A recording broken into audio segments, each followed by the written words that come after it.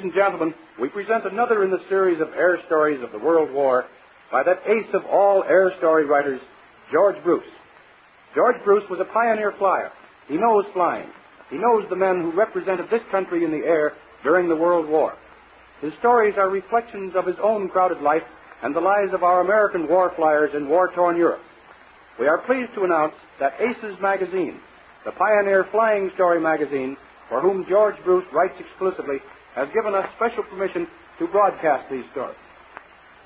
Today, the Paris Times broke the story which surrounded the magnificent exploit over Merlin of Eric Stephens, Michael Gold, and Terence McCoy.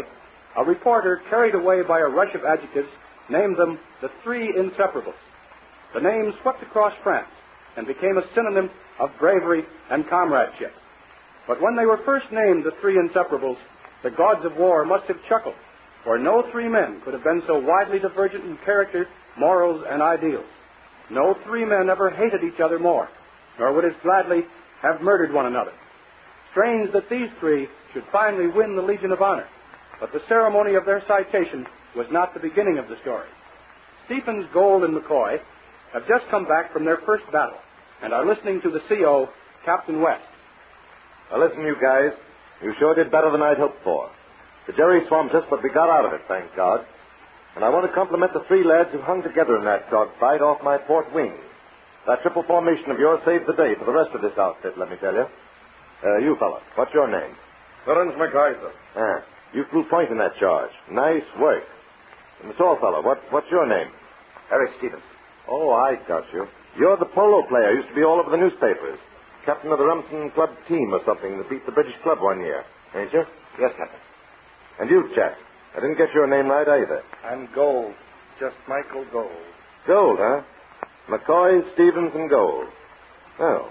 How long have you been practicing that attack together? Well, we've never practiced anything together, Captain. We merely found ourselves together and acted in unison. They took a slam at them pokers, and these two guys came up behind me, and that's how it was. You flatter us, Captain. United we stood, and divided we fell, in the words of the great American patriot. I only followed the Irishman to keep the Germans off his tail. Mr. Stephens, the big sportsman, chanced to follow. A case of three being better than one. Well, if that's the first rehearsal, it's a good act. Keep it up. You pulled down 5 Fokkers with that attack. You three report to me later. You've done a lot for American morale this morning. Well, seems we pulled his flight out of a bad pinch. Say, you, Gold. What do you mean it was you keeping them off my tail? I don't need no kite to help me fight me battles. Or you either, Mr. Gatrocks. You guys stuck behind me and got the guys I knocked aside for you. This idea of gold helping America makes me laugh, that dirty Bolshevik. You're right, my friend, you're right. I should care about America. A country made up of saloon politicians and vaud-heeling Irishmen like yourself. And capitalists who rob the poor so that they can play games like Mr. Stephens. You and your patriotism. Now, see here, Gold. I've listened to your sneers long enough.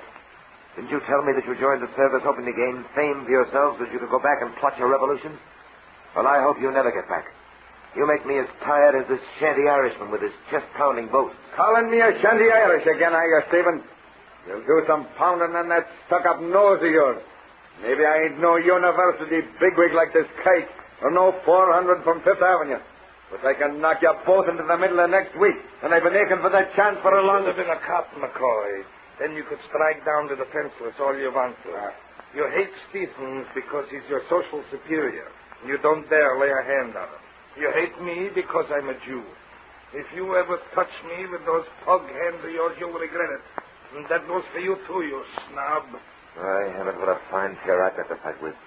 You're both a couple of swine. I had to pick this kosher eater and smash her stuck-up fist. I'll break your Irish neck for you if you try to. And as for Gold... The unruly ignorant against the selfish capitalist. I hope you slaughter each other. When muscle slays money, then brains may have an honest chance in this world. I've stood you guys sneering all I'm going to. Keep away from me, I'm warning you. Don't go trying to cop the glory for the men I pulled down after this. A blowhard bully and a Bolshevik. I hope you both get it. Fools. But I'll get power. I'll climb up over your rotten shoulders and show you all. Power.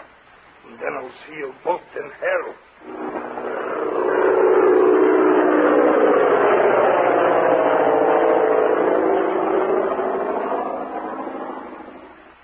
the war makes strange bedfellows. Months pass, and the three inseparables have become famous and the backbone of their squadron. But it is only chance advantage that holds them in the air together, fighting like a machine. As their fame grows, as the strain of war daggers their nerves, mutual enmity blossoms into vicious hatred. After a dawn patrol, they quarrel in the barracks. Listen, you mangy cocksure eater.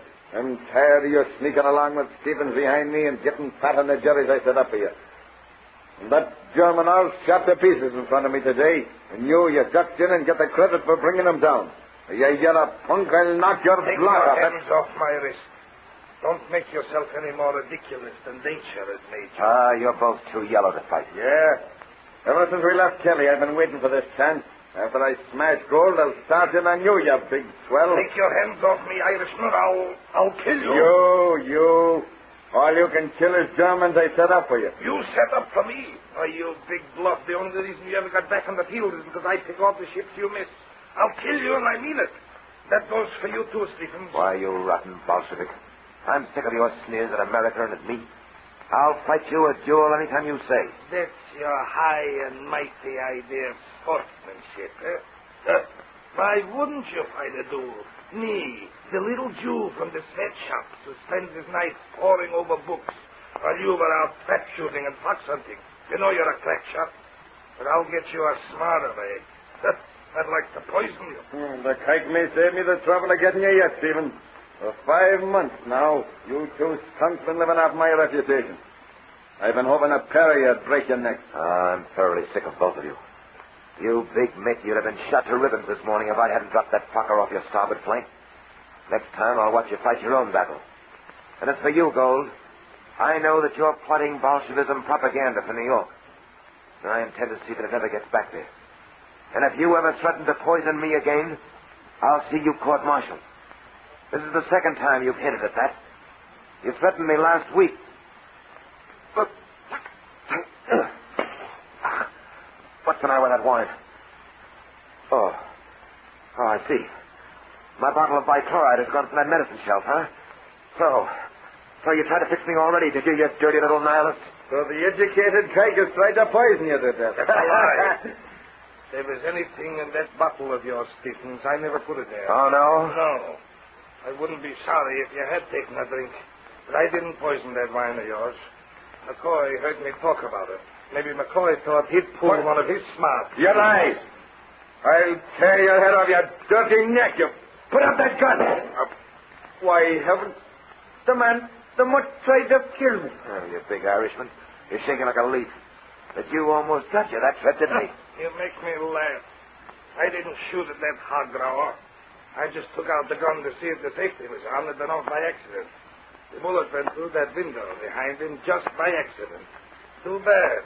But next time you three at it again, huh? I heard a shot. Now, what the devil's going on here? Fighting again, huh? Ever since you've been in this outfit, you've done nothing but make trouble. But your quarreling has almost busted the morale of my men. And I'm going to break up this combination right now. Now, listen. We're making a big attack day after tomorrow on Merlane, and that's the last time you three bums go up together. As for this morning, I'm doing a patrol by myself. Stevens, you and McCoy can spend a day in the guardhouse. Lieutenant Gold, I need one man. You get in your crate and come along with me. Yes, sir.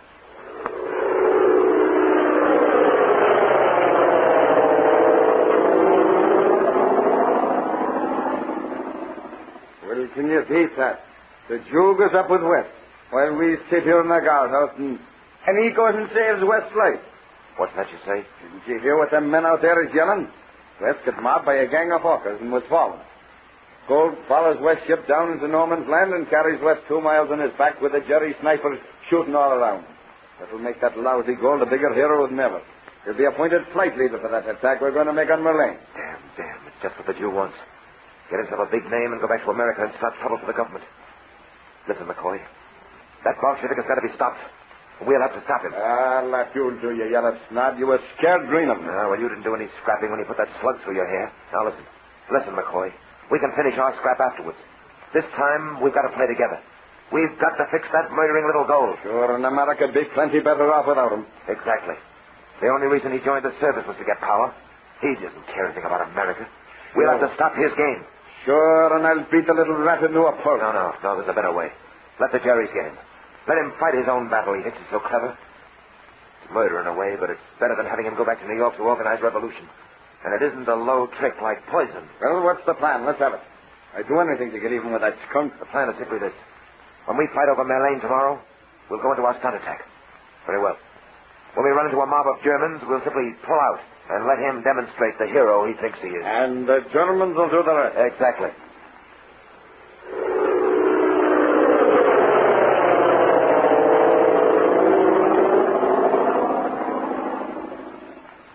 Wing to wing, Gold, Stephens, and McCoy led the 108th into battle over Merlane. Suddenly the sky was filled with flashing Fokkers. Gold hurled his Spad at a pair of German ships. He does not know that Stephens and McCoy had abandoned him.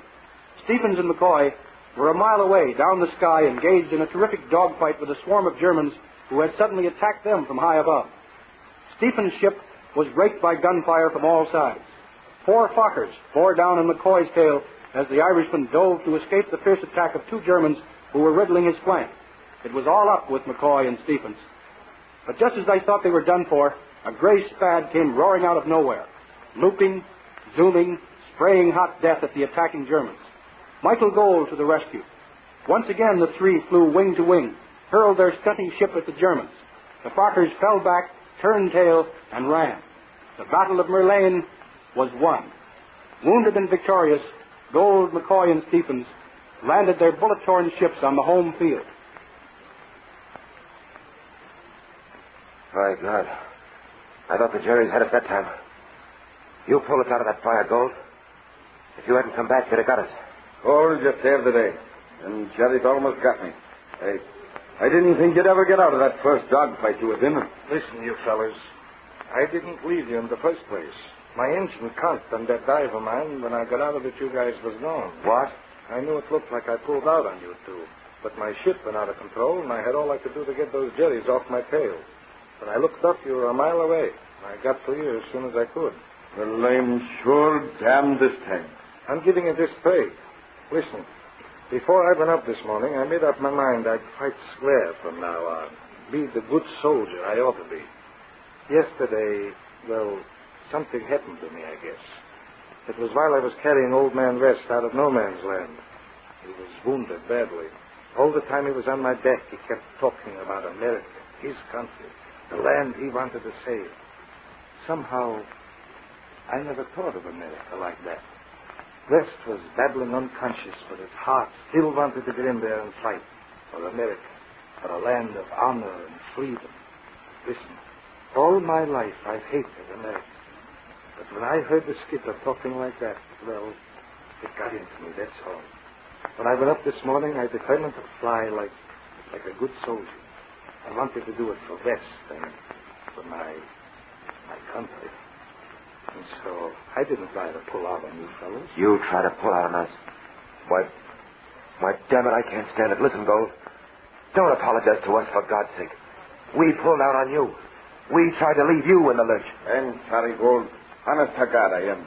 Stevens and me, we're trying to let the Jerry swamp you. And then you come back and save us. Oh, we sure you done your dirt, fella. We've all acted like fools. Well, from now on, let's fight the way we ought to fight. Stevens, will you shake my hand down there? I sure will, Gold. Don't mind. Hey, you three devils. Dispatch just come in for Lieutenants Gold, McCoy, and Stevens from GHQ. Advice from French headquarters. General Gouraud witnessed your air of battle this morning, and your old report to the French General Staff for citation. Looks like the Legion of Honor.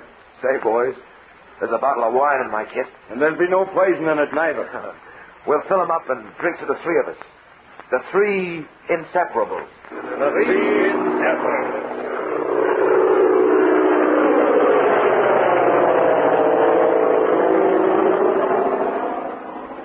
We hope you have enjoyed this dramatized story of George Bruce as much as we have in presenting it. Every month, there is a feature story in Aces magazine by this great air-flying story writer, and your news dealer will be happy to supply you.